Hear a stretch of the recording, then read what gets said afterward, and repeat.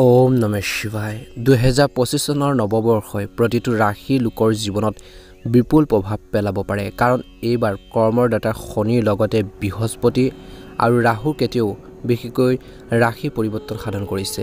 এনে পৰিস্থিতিত নিশ্চিতভাৱে প্ৰতিটো ৰাশি বিশেষকৈ মানুহৰ জীৱনত কোনোবা নহয় কোনোবা প্ৰকাৰে ইয়াৰ ভাল এটা প্ৰভাৱ পৰিব পাৰে।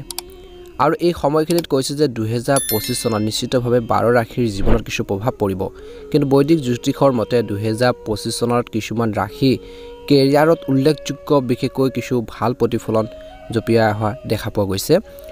নতুন চাকৰি বিচৰা মানুহে সফলতা লাভ কৰিব পাৰে এই বছৰটোত।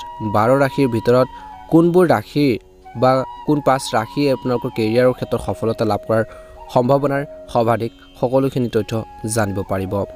এই 5 ৰাশিৰ ভিতৰত এই 12 ৰাশিৰ ভিতৰত বিশেষকৈ 5 ৰাশি ভাল এটা প্ৰতিফলন দেখিব। তাৰে প্ৰথম ৰাশিটো হৈছে মেঘ ৰাশি। মেঘ ৰাশি জাতক জাতিকাসকলে 2025 চনৰ নতুন বছৰটোত বিশেষকৈ মেঘ ৰাশিৰ লোকৰ বাবে কেৰিয়াৰৰ ক্ষেত্ৰত অতি ভাল এটা প্ৰতিফলন দেখিব, উত্তম হ'ব বুলি কৈছে। বৃহস্পতিৰ গ্ৰহক ভাগ্যৰ গৃহৰ অধিপতি অৰ্থাৎ নৱম স্থানৰ হোৱাৰ বাবে বছৰৰ আৰম্ভণিতে দ্বিতীয় স্থানত ৰখা হৈছে আৰু 15 মেলৈকে বিশেষকৈ বৃষ ৰাশি থাকিব আৰু ইয়াৰ পৰাই বিশেষকৈ এই ষষ্ঠ স্থানৰ দিশত আগবাঢ়িছে।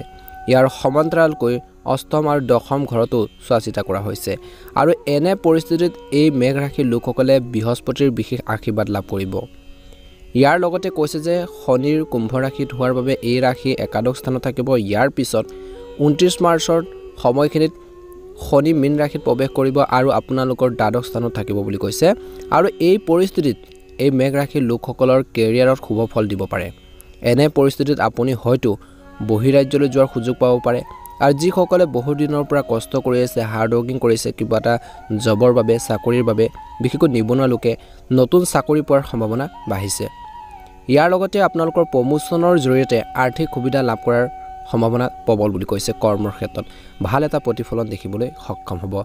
মেঘ ৰাশি জাতক জাতিকাসকলৰ নতুন বছৰটো সুন্দৰভাৱে পাৰ হওক, আপোনালোকৰ মনৰ ইচ্ছাবোৰ পূৰণ হওক। নতুনকৈ যদি চাইছে চেনেলটো ছাবস্ক্ৰাইব কৰি দিব। দ্বিতীয় ভাগ্যশালী ৰাশিটো হৈছে বৃষ ৰাশি। বৃষ ৰাশিৰ লোকসকলেও বিশেষকৈ 2025 চনৰ এই নতুন বছৰটোত ভাল এটা প্ৰতিফলন দেখিব। কেৰিয়াৰ বা চাকৰিৰ ক্ষেত্ৰত বিশেষকৈ এটা ভাল প্ৰতিফলন দেখিব। কেৰিয়াৰ গঢ়িবলৈ গৈছে ভাল এটা প্ৰতিফলন দেখিব। শনিৰ, বৃহস্পতি আৰু ৰাহুৰ পৰা বিশেষকৈ সম্পূৰ্ণ সমৰ্থন আপোনালোকে লাভ কৰিব, যাৰ বাবে আপুনি নিজৰ পচন্দৰ বিশেষকৈ চাকৰি পোৱাৰ লগতে বা কিবা এটা কৰ্মসংস্থাপন পোৱাৰ লগতে টকা পইচাৰ উপাৰ্জনো আপোনালোকৰ যি ধৰণৰ পৰিকল্পনা প্লেনিংবোৰ সেইখিনি সফল হ'ব পাৰে। একাদশ স্থানত অধিপতি হোৱাৰ বাবে বৃহস্পতি আৰোহী ঘৰত থাকিব আৰু ইয়াৰ পিছত মে মাহত মিথুন ৰাশিলৈ গৈছে আৰু এই ৰাশি দ্বিতীয় গৃহত থাকিব। ইয়াৰ লগতে বৃহস্পতি ষষ্ঠ আৰু দশম স্থানৰ দিশ দিব। এনে পৰিস্থিতিত কেৰিয়াৰৰ ক্ষেত্ৰত বিশেষকৈ বৃষ ৰাশি জাতক জাতিকাসকলৰ প্ৰতিটো সমস্যা, যি ধৰণৰ আপোনালোকৰ বাধা, যি ধৰণৰ সমস্যা, সেই আপোনালোকৰ সমস্যাখিনি বা বাধাবোৰ দূৰ কৰিব পৰা যাব। ইয়াৰ বাহিৰে যদি আপুনি এই সময়খিনিত শনিৰ কথা কওঁ তেন্তে ই বৃষ ৰাশিৰ প্ৰতি অতি দয়ালু হ'ব। নৱম দশম ঘৰৰ মালিক শনিদেৱ আপোনালোকৰ দশম স্থানত উপস্থিত থাকিব। ইয়াৰ পিছত মাৰ্চ মাহত বিশেষকৈ ই মীন ৰাশিলৈ গুচি যাব আৰু আপোনালোকৰ একাদশ ঘৰত থাকিব। আৰু এনে পৰিস্থিতিত এই ৰাশিৰ লোকে বিশেষকৈ নতুন চাকৰি বহুত সুযোগ লাভ কৰিব পাৰে। আপুনি আপোনালোকৰ ঊৰ্ধ্বতন বিষয়াৰ পৰা, কৰ্মৰ ক্ষেত্ৰত ছিনিয়ৰসকলৰ পৰা যি ধৰণৰ ছাপোৰ্ট, যি ধৰণৰ সহায় সহযোগিতা আপোনালোকে বিচাৰিব সেইখিনি পাব, সম্পূৰ্ণ সমৰ্থন পাব, যাৰ বাবে আপুনি আপোনালোকৰ নিজৰ লক্ষ্যত উপনীত হোৱাৰ ক্ষেত্ৰত সফল হ'ব পাৰে। আৰু ইয়াৰ লগে লগে কৈছে যে আপোনালোকৰ ৰাহু মে মাহত কুম্ভ ৰাশিত প্ৰৱেশ কৰিব। এনে অৱস্থাত বিশেষকৈ এই ৰাশিৰ লোকসকলে দশম স্থানত বাস কৰিব আৰু এনে পৰিস্থিতিত বিশেষকৈ এই ৰাশিৰ লোকসকলে পদবী বা প্ৰতিপত্তি লাভ কৰাৰ সম্ভাৱনা আছে। আৰ্থিকভাৱে আপোনালোকৰ লাভান্বিত হ'ব। এই সময়খিনিত আপোনালোকৰ কৰ্মসংস্থাপনৰ সুযোগ উপলব্ধ হ'ব বুলি কৈছে। ভাল এটা প্ৰতিফলন দেখিব।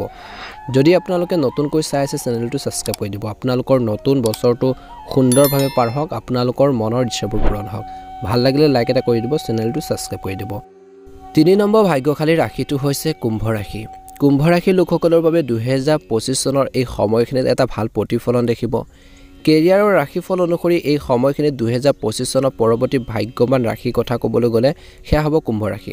বিশেষকৈ 2025 চনৰ 29 মাৰ্চলৈকে শনি এই ৰাশি আৰোহী ঘৰত থাকিব আৰু এনে পৰিস্থিতিত আপোনালোকৰ বিশেষকৈ পঞ্চ মহাপুৰুষ যোগ শ ৰাজযোগ গঢ় লৈ উঠিছে আৰু ইয়াৰ পিছত 29 মাৰ্চত শনি মীন ৰাশিলৈ যোৱাৰ লগে লগে এই ৰাশিত শনি সতে সতি তৃতীয় পৰ্যায় আৰম্ভণি হ'ব শনি মীন ৰাশিত প্ৰৱেশ কৰাৰ লগে লগে এই ৰাশি দ্বিতীয় স্থানত থাকিব আৰু এনে পৰিস্থিতিত কৈছে যে এই ৰাশি লোকে বহুত উপকাৰ লাভ কৰিব বিভিন্ন ক্ষেত্ৰত ভাল এটা প্ৰতিফলন দেখিব কৰ্মসংস্থাপনৰ সুযোগ পাব এই সময়খিনিত যৰ পৰা এওঁলোকে 11ম ঘৰ দেখিব বুলি কৈছে অৰ্থাৎ এনে পৰিস্থিতিত এই ৰাশি লোকসকলে কেৰিয়াৰৰ ক্ষেত্ৰত এনে যথেষ্ট আপোনালোকৰ সুবিধা আহিব সেইখিনি আপোনালোকক কেতিয়াও কল্পনা কৰা নাছিল তেনেকুৱা ধৰণৰ আপোনালোকৰ কেৰিয়াৰৰ ক্ষেত্ৰত কিছু অপৰচুনিটি আহিব পাৰে সুযোগ সুবিধা আহিব পাৰে বা যথেষ্ট সুবিধা পোৱাৰ সম্ভাৱনা দেখা পোৱা গৈছে আৰু নিজৰ কামৰ শক্তিৰে বিশেষকৈ এই ৰাশিৰ লোকসকলে উচ্চতাত উপনীত হ'ব পাৰিব আগবাঢ়ি যাব পাৰিব ইয়াৰ লগতে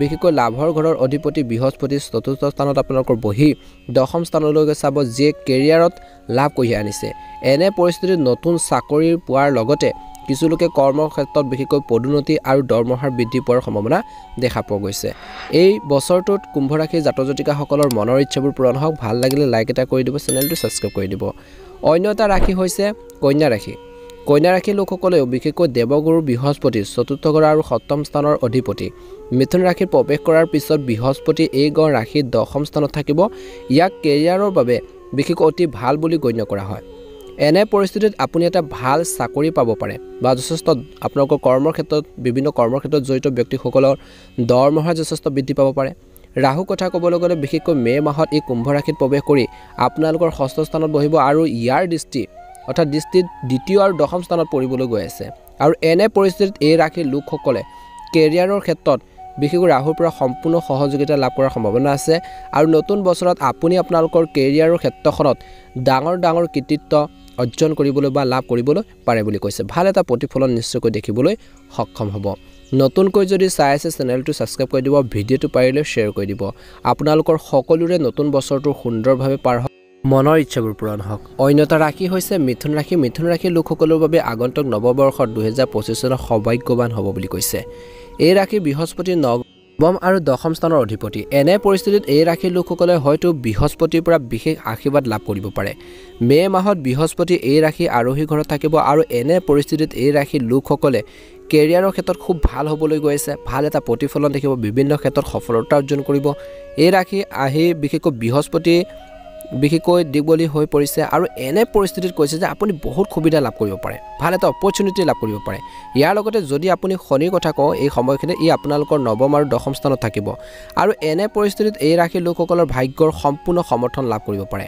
যদি আপুনি দীৰ্ঘদিন ধৰি কিবা এটা কামৰ বাবে চেষ্টা কৰিছিল কিবা এটা কামৰ বাবে আপোনালোকে বহুত বেছি কষ্ট কৰিছিল হাৰ্ড ৱৰ্কিং কৰিছিল ছাকচেছ হোৱা নাছিল সফলতা অৰ্জন কৰিব পৰা নাছিল সেই ধৰণৰ কামখিনি বিশেষকৈ এই সময়খিনিত আপোনালোকে ভাল এটা প্ৰতিফলন দেখিব বা ভাগ্য সম্পূৰ্ণ সমৰ্থন লাভ কৰিব পাৰে যদি আপুনি দীৰ্ঘদিন ধৰি কোনো কামৰ বাবে চেষ্টা কৰিছিল সেইখিনিও সম্পূৰ্ণ হ'ব পাৰে বিশেষকৈ এই সময়খিনিত সফলতা লাভ কৰাৰ বহুতো সুযোগ সুবিধা আপোনালোকৰ বাবে উপলব্ধ হ'ব এই ৰাশিৰ লোকসকলৰ বাবে ইয়াক কেৰিয়াৰৰ বাবে অতি শুভ বুলি গণ্য কৰা হৈছে এই সময়খিনিত মে মাহলৈকে আপোনালোকৰ এটা সুন্দৰ প্ৰতিফলন দেখিবলৈ সক্ষম হ'ব নতুনকৈ যদি চাই আছে আপোনালোকে আমাৰ চেনেলটো ছাবস্ক্ৰাইব কৰি দিব ভিডিঅ'টো পাৰিলে অনুগ্ৰহ কৰি শ্বেয়াৰ কৰি দিব লাইক এটা কৰিবলৈ একেবাৰে নাপাহৰিব কমেণ্ট বক্সত ওম নমঃ শিৱায় লিখি দিব আপোনালোকৰ সুস্বাস্থ্য কামনা কৰিছোঁ মনৰ ইচ্ছাবোৰ পূৰণ হওক ওম নমঃ শিৱায় জয় শ্ৰীৰাম